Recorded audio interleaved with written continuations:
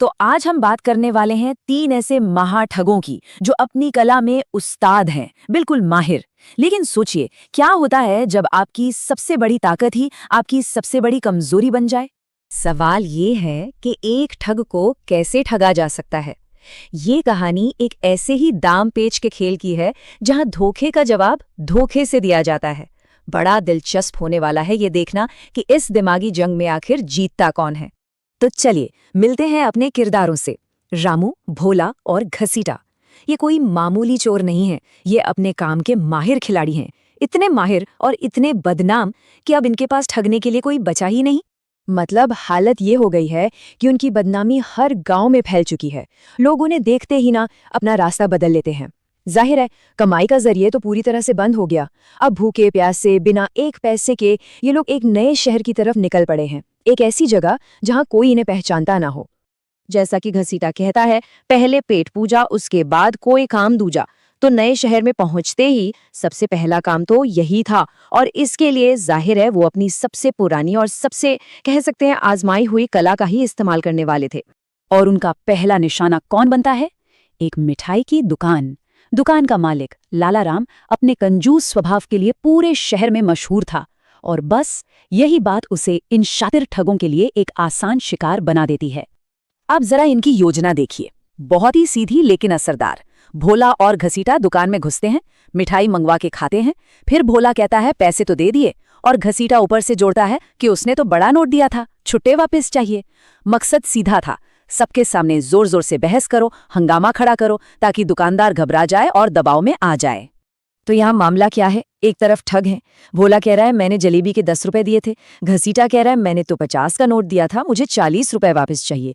और दूसरी तरफ बेचारा दुकानदार लाला राम है जो कह रहा है भाई तुमने मुझे कुछ भी नहीं दिया, मेरा गल्ला तो खाली पड़ा है। देखिए कैसे एक ही सच के 2 अलग अलग रूप बना दिए गए।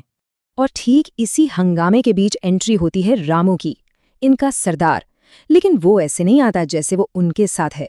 नहीं, वो तो एक शरीफ अनजान आदमी बनकर आता है जो मानो बस झगड़ा सुलझाने आया हो। और यही खेल पलट जाता है। रामू दुकानदार से कहता है ये लोग झूठ बोल रहे हैं, इन्होंने तुम्हें कोई पैसा नहीं दिया। सोचिए जरा, इस एक चाल से रामू ने दुकानदार का पूरा भरोसा जीत लिया। ये उनकी ठगी का अगला और ज्यादा खतरनाक चरण था।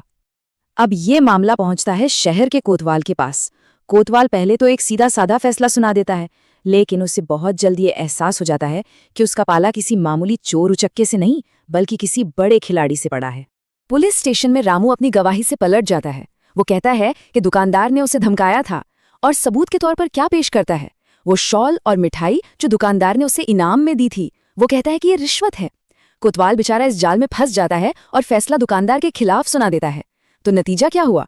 ठगों को मुफ्त का खाना मिला, एक कीमती पश्मीना शॉल मिली, और ऊपर से 40 रुपए भी मिल गए। लेकिन कहते हैं ना, घमंड इंसान को ले डूबता है। अपनी इस जीत की खुशी में ये तीनों डींगे हाँक रहे थे, और बस एक सिपाही ने उनकी सारी बातें सुन ली और जाकर कोतवाल को बता दी। अब कोतवाल को सारी कहानी समझ आ गई। उससे एहसास हुआ कि उसने जल्दबाजी में फैसला सुनाकर गलती की। इसे कहते हैं कन्फर्मेशन बायस। जब हम एक बार कुछ मान लेते हैं तो हम वही सबूत ढूंढते हैं जो हमारी बात को सही साबित करें। कोतवाल ने अपनी इस गलती से सीखा।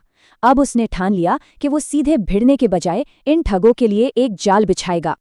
और कोतवाल का प्लान देखिए, कितना सोचा समझा था। पहले दिन उसे अपनी गलती का एहसास हुआ। दूसरे दिन उसने अपने जासूसों को ठगों के पीछे लगा दिया ताकि उनकी हर हरकत पर नजर रखी जा सके। तीसरे दिन एक जासूस ने ठगों के अड्डे में घुसकर एक झूठी कहानी सुनाई, और चौथे दिन तक जाल पूरी तरह बिछ चुका था। बस शिकार के फंसने का इंतजार था। तो ठगों को लगता है कि उनके हाथ एक बहुत बड़ी बाजी लगी है, एक बेहद कीमती घोड़ा चुराने का मौका। लेकिन उन्हें ये नहीं पता था कि वो जिसे मौका समझ रहे हैं वो दरअसल कोतवाल का बिछाया हुआ एक बहुत ही शातिर जाल है। और इन ठगों का प्लान भी कम दुस्साहसी नहीं था।